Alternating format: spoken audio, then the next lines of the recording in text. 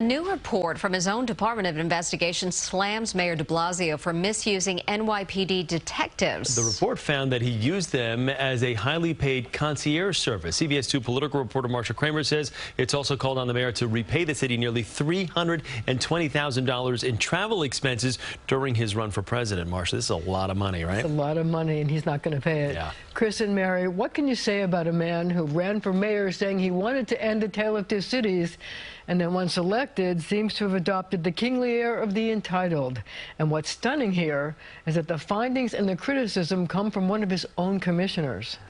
It's not security, it's essentially a concierge service. DOI Commissioner Margaret Garnett with a biting assessment of how Mayor de Blasio and his wife, Charlene McCrae, used the highly paid, highly trained armed detectives assigned to protect them as essentially Uber drivers for their children, Dante and Kiara, their guests, their staff, and their friends. There was a culture that treated the detail as if they were staffers in City Hall or the mayor's office, as opposed to what their role actually is, which is to ensure the personal protection of the mayor and, if necessary, his family. According to the report, detectives drove Dante de Blasio to college in New Haven, picked him up at train stations, and once he graduated, drove him to work in Brooklyn every day.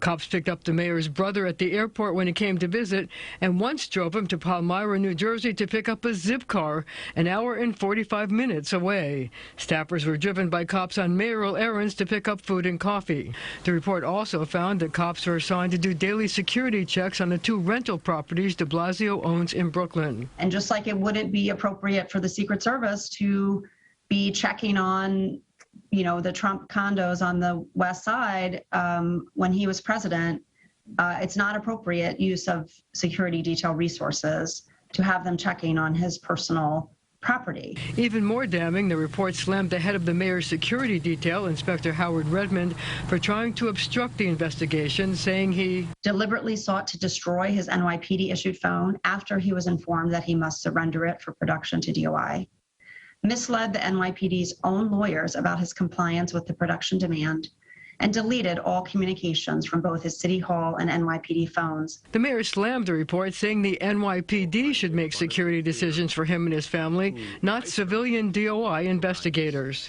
DOI chose not to ask the very people who were in charge why decisions were made, why things were done to protect me, my family, and others they protect.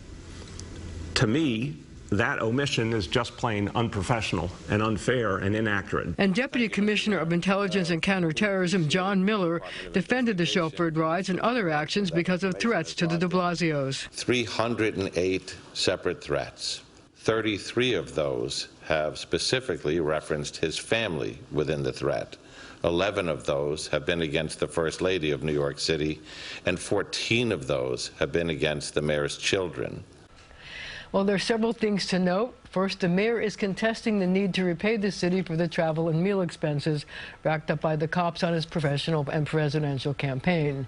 And second, the DOI referred the obstruction case against the head of the security detail to the Manhattan District Attorney. Both the mayor and John Miller refused to say whether the head of the security detail should be fired. There'll be more on this one, Mary and Chris. $320,000, though. It's a lot. Okay, Marcia, thank you.